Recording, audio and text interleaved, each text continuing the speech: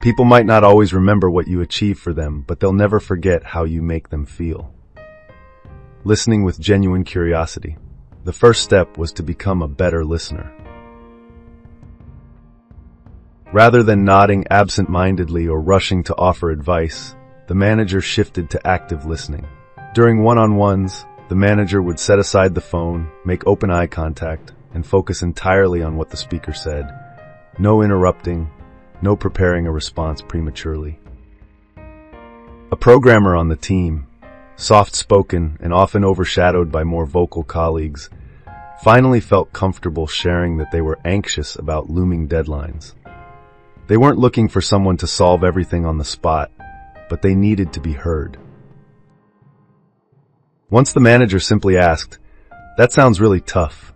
Would you mind explaining more so I can understand and see how I can help?" The programmer began to relax. The entire conversation shifted from tense to collaborative. In group discussions, the manager took special care to invite everyone to share, including those who seldom spoke. It became clear that quieter team members' ideas were sometimes overlooked in favor of more assertive voices. Realizing this bias, the manager began calling on each person in turn, ensuring that no single perspective dominated the conversation. Over time, the manager noticed how this inclusive approach led to more creativity. Team members, feeling respected, pitched bolder solutions. The group cultivated a shared sense of purpose because they knew each viewpoint mattered, regardless of how loudly it was presented. Sensing improvement but wanting it to run deeper, the manager sought to put empathy into action. One employee was struggling with a family issue, feeling torn between home responsibilities and project deliverables. Instead of brushing this aside with a, "We've all got problems," the manager asked, "Would it help if we looked at your schedule together to see how we might adjust deadlines or reassign tasks?" That practical response wasn't just talk. It showed genuine concern and offered tangible support.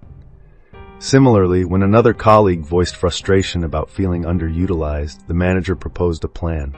"Let's find you a new challenge that better matches your skills. We could shift parts of a new project your way. Are you up for it?" By pairing empathy with concrete solutions, trust began to flourish. People realized they weren't just being listened to, they were truly valued. At times, employees worried that these gestures were little more than a strategy to boost productivity, but consistent follow-through erased that doubt. The manager maintained an open-door policy, yet discovered that waiting passively for employees to speak up wasn't enough. Proactive check-ins, brief chats about stress levels, workload balance, or personal career goals did far more to reassure staff that leadership cared.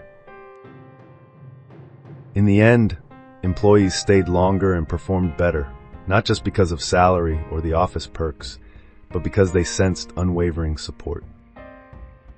The workplace turned into a space where people felt safe to share their ideas, voice concerns, and seek guidance. Those small acts of kindness and understanding, practiced day in and day out, built a culture of empathy that replaced tension with mutual respect. 1. Active listening. Approach conversations with genuine openness. Suspend judgment, focus on the speaker, and encourage them to share as much as they're comfortable. 2. Acknowledging biases. Recognize that it's easy to favor certain personalities or views. Make an effort to hear from everyone, especially those who tend to stay quiet. 3. Support in action. Empathy isn't a passing phrase. Concrete steps, like adjusting tasks or providing resources, demonstrate that you mean what you say. 4. Ongoing presence. Checking in regularly shows you haven't forgotten the challenges people face. Over time, these follow-ups build trust and loyalty. Though fast-paced work environments often emphasize competition and productivity, this story shows that empathy isn't a weakness, it's a hidden powerhouse. By understanding each person's struggles, leaders make it easier for employees to do their best work. They forge stronger relationships create a more positive atmosphere, and ultimately help the entire team succeed. In a world where employees frequently report that their leader's empathy feels superficial, taking the time to listen and lend tangible help sets a leader apart. It's not simply a matter of boosting morale. It's about cultivating a thriving community where each member feels seen and valued.